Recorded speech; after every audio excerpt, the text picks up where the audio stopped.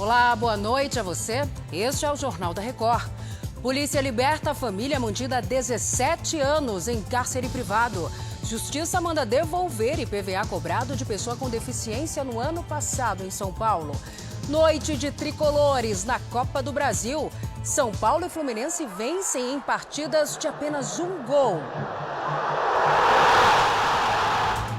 O Jornal da Record já está no ar. Oferecimento. Investe Mais Bradesco. Seus investimentos num só app.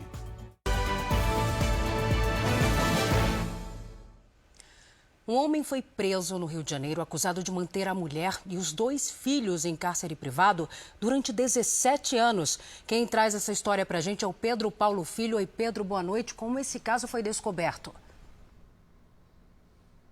Oi, Salsi, uma boa noite para você e a todos. Olha, foi uma denúncia anônima que levou a Polícia Militar até o endereço onde essa família vivia presa, em Guaratiba, na zona oeste aqui da cidade. Por trás dos portões de ferro, os policiais encontraram 3 pessoas amarradas, sujas e com sinais de desnutrição grave e desidratação. Eram mãe e 2 filhos, de 19 e 22 anos, mas que tinham a aparência de crianças e precisaram ser resgatados no colo. Eles foram levados para um hospital da região. O pai e marido, identificado como Luiz Antônio Santos Silva, foi preso em flagrante pelos crimes de maus tratos, cárcere privado e tortura. Salsi. Obrigada, Pedro. Em São Paulo, os portadores de deficiências que pagaram o IPVA de 2021 podem receber o valor de volta. O Pedro Leão tem os detalhes desta decisão. Oi, Pedro, uma boa noite para você. Boa noite, Salsi. Uma lei de outubro de 2020 retirou o direito à isenção do IPVA 2021 de cerca de 95% das pessoas com deficiência em São Paulo. Mas a cobrança do imposto foi feita menos de 90 dias depois da promulgação da lei, o que não é permitido. Agora, a Justiça deu ganho de causa a essa categoria de motoristas. A decisão não significa que os valores vão ser automaticamente devolvidos. As partes envolvidas, como o governo de São Paulo, precisam ser intimadas e somente daí começa o prazo para os recursos. Neste ano, não houve cobrança de IPVA para quem teve a suspensão do benefício nos últimos 2 anos. Salsi. Obrigada, Pedro, pelos detalhes. Foi publicada a medida provisória que libera quase 11 bilhões de reais para o pagamento do auxílio a caminhoneiros e taxistas. É o Alessandro Saturno quem traz as informações agora para a gente. Oi, Alessandro, uma boa noite para você. Oi, Salsi, boa noite para você e a todos que nos assistem. Bom, esse crédito extraordinário, ele foi autorizado pelo presidente Jair Bolsonaro nesta quinta-feira. A MP, a medida provisória, ela estabelece que esse valor ele será repassado ao Ministério do Trabalho e Previdência, responsável por gerenciar os benefícios.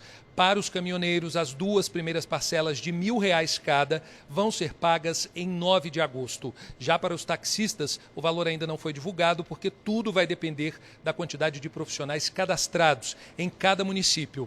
O pagamento para os taxistas deve acontecer a partir do próximo dia 16. Bom, para ter direito, Salsi, a receber essa ajuda do governo, o taxista vai ter que apresentar o documento que mostra aí a permissão para que ele possa atuar nessa área. Esse documento ele tem que ser emitido desde o dia 31, a partir do dia 31 de maio, na verdade.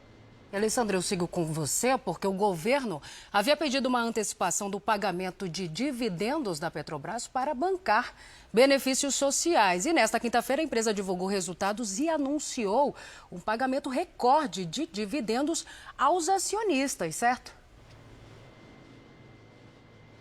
Exatamente, Salsi. A Petrobras anunciou aí um lucro recorde de 54 bilhões de reais no segundo trimestre e anunciou, disse também, que vai repassar aos acionistas 90 bilhões de reais em dividendos. Salsi, desse total, a Petrobras disse que 32 bilhões serão direcionados para a União, que ela é justamente a acionista controladora da empresa, e também ao BNDES. O pagamento ele vai ser feito em 2 parcelas iguais nos meses de agosto e setembro.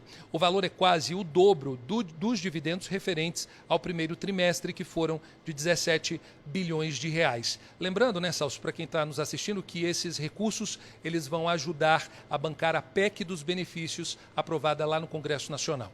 Agora, Alessandro, por outro lado, a Controladoria Geral da União identificou algumas irregularidades, nos pagamentos desses benefícios. Exatamente, Salsi. Uma notícia não muito boa, né? A Controladoria Geral da União, por meio de um relatório, mostrou aí que o governo pagou 9 bilhões e 400 milhões de reais com auxílio emergencial para pessoas que não tinham direito de receber.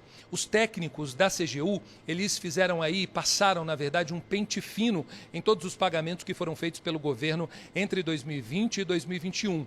Eles constataram que mais de 5 milhões de pessoas receberam o auxílio indevidamente. Os pagamentos foram feitos para servidores públicos civis e militares, menores de 18 anos e trabalhadores com a carteira assinada.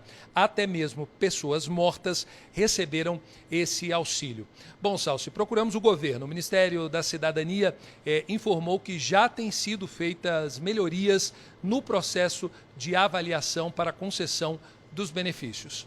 Salsi, volto com você. Uma excelente noite. Obrigada, meu querido, por todas as explicações. Uma ótima noite para você. Bom descanso. Agora a gente fala do sinal 5G que começa a funcionar nesta sexta-feira em Belo Horizonte. Assunto para Virgínia Nalon. Virgínia, uma boa noite para você. Boa noite, Salsi. As 3 principais operadoras que atuam na cidade garantem que já estão preparadas para fornecer o sinal da nova rede de internet móvel. Aqui em Belo Horizonte, o sinal vai ser distribuído, neste primeiro momento, por 157 antenas, pouco menores que uma caixa de sapato, espalhadas por postes, semáforos, prédios e até bancas de jornal. Porém, a tecnologia não vai estar disponível em toda a capital. Por enquanto, apenas quem estiver na região centro-sul da cidade vai poder aproveitar mais velocidade e qualidade na internet móvel. Segundo a Anatel, 67 modelos de celular estão aí preparados para receber a tecnologia 5G e já tem autorização para receber esse sinal. Salsi. Tá certo, Virgínia. Obrigada pelas informações. Nos destaques internacionais, no México, 98 migrantes foram resgatados depois de serem abandonados dentro da caçamba de um caminhão. O grupo que pretendia chegar aos Estados Unidos foi encontrado numa rodovia no estado de Veracruz. A polícia mexicana informou que eles não tinham documentos para permanecer no México. 10 pessoas foram levadas para um hospital. No mês passado, 56 migrantes morreram asfixiados na caçamba de um caminhão abandonado nas proximidades de San Antônio, no Texas. O presidente da China pediu para o presidente dos Estados Unidos não brincar com fogo em relação a Taiwan. Joe Biden e Xi Jinping conversaram nesta quinta-feira por telefone. O presidente chinês disse que os Estados Unidos devem respeitar o princípio de uma China única. Pequim é contra a independência de Taiwan e a interferência de forças externas. A ameaça vem antes da visita da presidente da Câmara Americana, Nancy Pelosi, à Ilha Asiática, prevista para agosto. O governo chinês afirma que a viagem de Pelosi a Taiwan é uma violação de soberania.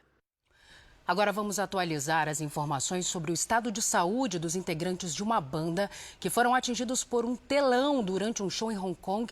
A Silvia Kikuchi tem as informações para a gente direto do Japão. Silvia, boa tarde para você aí.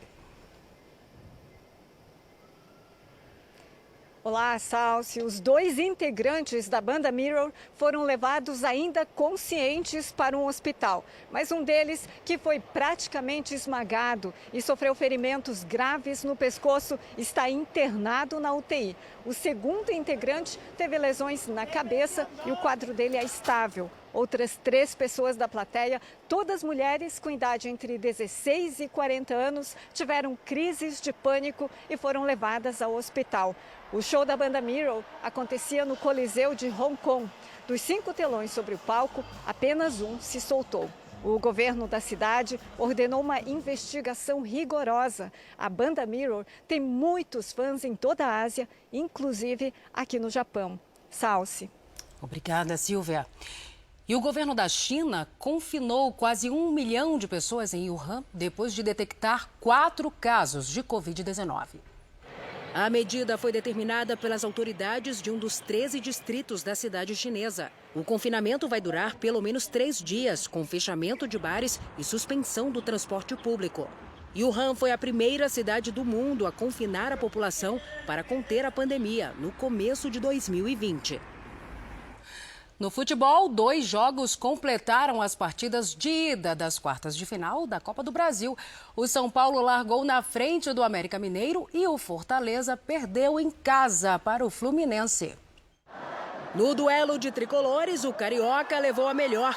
Depois do cruzamento pela direita, Cano ajeitou de calcanhar e Nonato fez o único gol da partida. A decisão da vaga vai ser no Maracanã, em 17 de agosto. Na capital paulista, mais de 50 mil pessoas foram ao Morumbi ver a vitória do São Paulo contra o América de Minas. Luciano, de cabeça, marcou para o São Paulo. No segundo tempo, Thiago Couto fez pênalti em Henrique Almeida. Mas o goleiro se redimiu e defendeu a cobrança de Iago Maidana. Os 2 times decidem a vaga daqui 3 semanas, em Belo Horizonte. E em Nova York, um raro esqueleto de dinossauro foi leiloado pelo equivalente a 31 milhões de reais. O fóssil é de um gorgossauro, encontrado em 2018 no estado americano de Montana. Esse parente do Tiranossauro Rex viveu há cerca de 76 milhões de anos. Um gorgossauro podia pesar até 2 toneladas e medir 3 metros de altura. Este foi o Jornal da Record. Outras informações às 7 da manhã, na primeira edição do JR 24 Horas. Você fica agora com Fala Que Eu Te Escuto. Uma ótima noite para você. Cuide-se. Tchau.